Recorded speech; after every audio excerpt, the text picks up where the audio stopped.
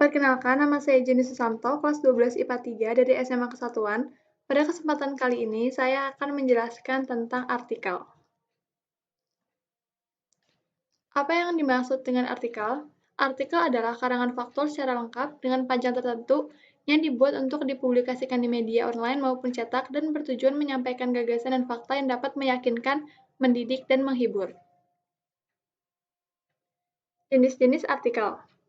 Yang pertama ada narasi, kedua ada deskripsi, ketiga eksposisi, keempat argumentasi, dan yang terakhir ada persuasi. Narasi. Narasi isinya menceritakan tentang rangkaian peristiwa secara sistematis. Contoh teks narasi. Pengalaman pribadi. Pada bulan Januari tanggal 25 di sekolahku akan libur, dan liburku akan berakhir tepat pada tanggal 5 Februari. Untuk itu, kami sekeluarga akan berlibur. Aku memilih berlibur di Pantai Clara. Di sepanjang perjalanan diiringi dengan nyanyian lagu yang riang. Betapa senang aku ketika sampai melihat ombak di pantai, dengan pesona yang indah dan menawan. Kami sekeluarga mengabdikan momen foto bersama. Tak terasa waktu cepat berlalu begitu, sangat cepat. Ketika beranjak sore, aku dan semua keluargaku pulang ke rumah. Aku ingin kembali lagi ke sini esok, ujarku dalam hati, karena aku sungguh tak rela meninggalkan tempat indah ini. Yang kedua ada deskripsi. Deskripsi adalah jenis artikel berupa karangan yang menggambarkan tentang suatu hal kepada pembaca. Contoh teks deskripsi. Keindahan alam Indonesia. Indonesia adalah negara dengan kekayaan alam yang melimpah ruah dari Sabang hingga Merauke. Keindahan alam Indonesia memang dinilai tak ada yang mampu menandingi di negara manapun di dunia.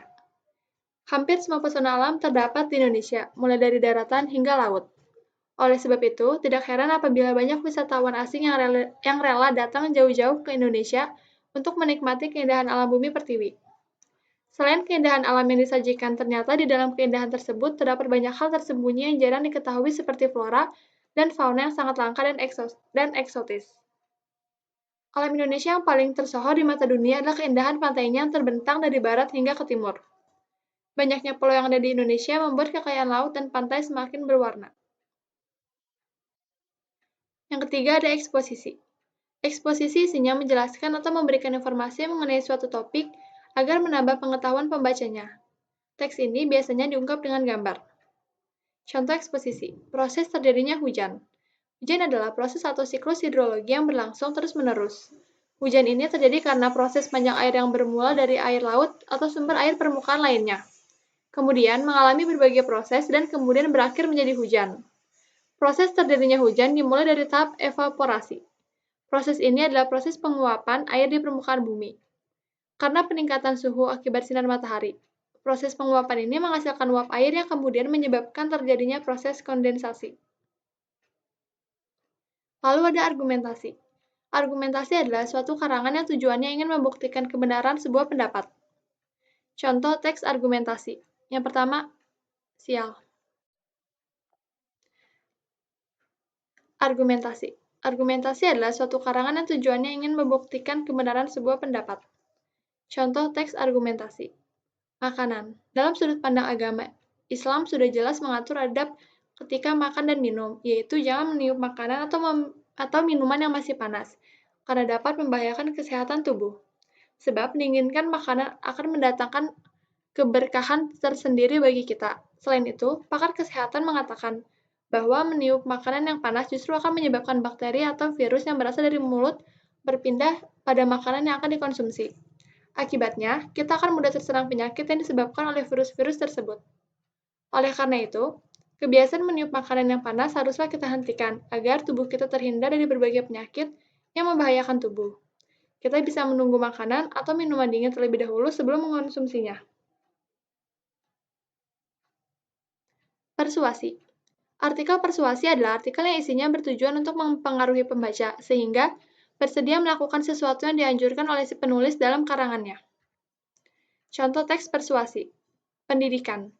Pemerintah pada tahun 2018 telah mengeluarkan dana sebesar 444 triliun rupiah yang dikhususkan untuk pendidikan nasional. Dana tersebut diwujudkan beasiswa, bantuan sarana prasarana, dan kebutuhan lainnya di bidang pendidikan. Sudah sepatutnya kita sebagai pelajar memanfaatkan itu semua dengan sebaik-baiknya, khusus untuk menimba ilmu di dunia pendidikan dan tidak menggunakannya untuk keperluan lain. Oleh karena itu, marilah kita terus belajar dan belajar dengan giat. Ciri-ciri artikel. Yang pertama, artikel dibuat secara ringkas, padat, dan jelas. Artinya, isi dari artikel harus mudah dipahami. Yang kedua, isi yang disampaikan dalam artikel didasari oleh fakta. Artinya, sesuai dengan kenyataan yang terjadi dan tidak dibuat-buat. Ketiga, metode artikel dibuat secara sistematis. Artinya, menguraikan sesuatu dalam bentuk yang teratur dan logis.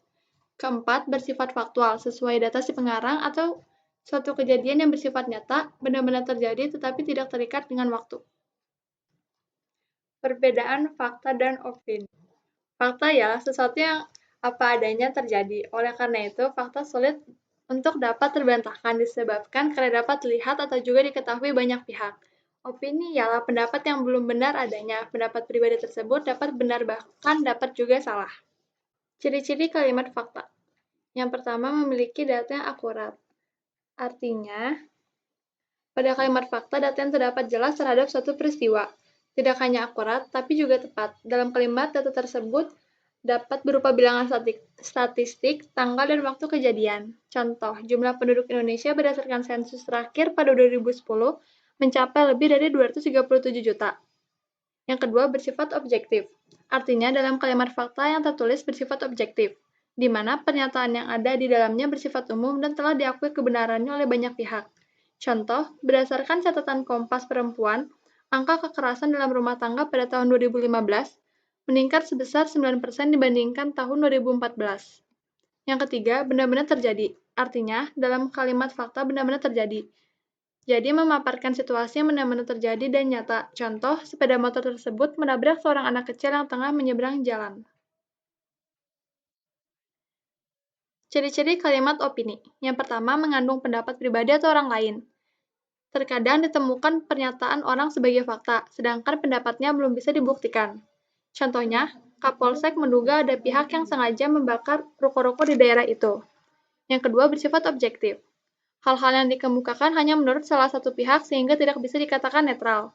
Contoh, saya yakin dia berselingkuh dengan pacar saya. Ketiga, memiliki kata-kata yang bersifat relatif. Kata atau frase cenderung bisa berubah bergantung pada siapa yang mengucapkannya. Kata-kata relatif seperti paling, agak, lebih, dan biasanya. Contoh, semakin mendekati hari pelaksanaan pemilihan kepala daerah, biasanya black campaign semakin gencar dilakukan oleh oknum-oknum yang tidak bertanggung jawab. Artikel opini. Artikel opini yaitu pendapat, gagasan, atau pikiran yang bersifat pribadi terhadap sebuah objek yang dijabarkan dalam bentuk uraian panjang yang bernama artikel, di mana hal tersebut bersifat bebas, rasional, dan objektif. Kaidah kebahasaan artikel. Yang pertama ada rujukan kata. Rujukan kata ialah suatu kata yang dapat dikatakan rujukan tatkala memiliki keterkaitan. Yang kedua ada imbuhan kata. Kata ini ditempatkan di awalan kata yang akan menggunakan imbuhan. Yang ketiga ada konjungsi. Konjungsi dapat berupa sebuah kata yang menghubungkan antara kata ataupun sebuah kalimat. Keempat ada kelompok kata atau frasa. Sebuah kata yang terdiri dari dua kata atau lebih dan bisa menghasilkan sebuah kata dengan makna baru. Yang kelima ada kata baku, yaitu sebuah kata yang sesuai dengan kaidah bahasa Indonesia. Biasanya digunakan dalam kalimat atau tulisan yang bersifat formal. Yang keenam, huruf kapital dan tanda baca. Penggunaan tanda baca bertujuan untuk mengatur sebuah tulisan, misalnya jeda dan berhenti. Yang terakhir ada pola pada artikel. Yang pertama ada pemecahan topik. Memecah topik yang masih berada dalam lingkup pembicaraan yang ditemakan menjadi subtopik. Yang kedua, ada pemecahan. Pola ini mengemukakan masalah, baik satu masalah pokok maupun beberapa. Yang ketiga, ada kronologi. Pola ini menyajikan artikel sesuai dengan kronologi, urutan, kebersinambungan, keberlanjutan sesuatu itu terjadi. Keempat, ada pendapat. Pola ini dipakai jika penulis menyampaikan pendapat, gagasan, pendapatnya sendiri. Yang terakhir, ada pembandingan. Membandingkan dua aspek atau lebih dari suatu topik, lalu menunjukkan persamaan atau perbedaannya. Sekian presentasi dari saya, dan mohon maaf apabila ada kesalahan kata. Terima kasih.